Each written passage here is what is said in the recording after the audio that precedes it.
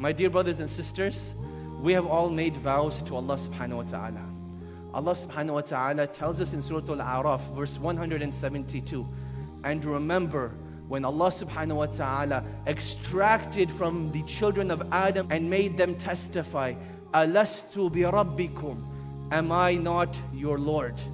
And they said, Qalu bala shahidna, indeed we have testified, so that on the day of judgment we will not be able to say that we were heedless of this affair, that Allah subhanahu wa ta'ala is our creator and sustainer. The vow, the covenant that we made with Allah subhanahu wa ta'ala, greater than any vow that a husband makes to a wife, or a wife to a husband, or a mother to a child, or any other relationship. Yet you see, when it comes to Allah subhanahu wa ta'ala, Shaitan has won this battle in distancing us from Allah subhanahu wa ta'ala. The famous verse that all of us know here, we've heard it many, many times, where Allah subhanahu wa ta'ala says that I did not create the mankind and jinn except for my worship.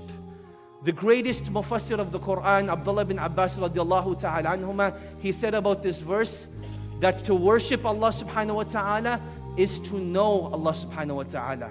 Meaning that the greatest form of worship that we can do is to get to know who Allah subhanahu wa ta'ala is.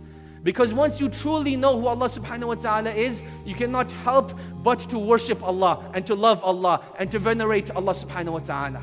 We're constantly told that this journey of life is about self-discovery, discovering who we are, discovering ourselves.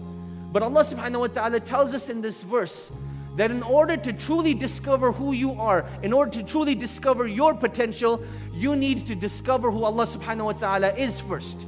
Because you will become a manifestation of the things that you ask Allah for, a manifestation of the things that you obey Allah with, a manifestation of those things that you plea Allah subhanahu wa ta'ala for.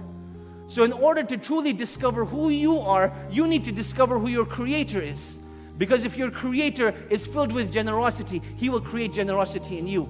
If your Creator is loving, He will create love in you. If your Creator is pardoning, then He will instill pardoning inside of you as well. So to discover who you are and who you should be, you need to realize and learn who your Creator is. لا خوف ولا حزن لمن هداه حبله متين لا يندثر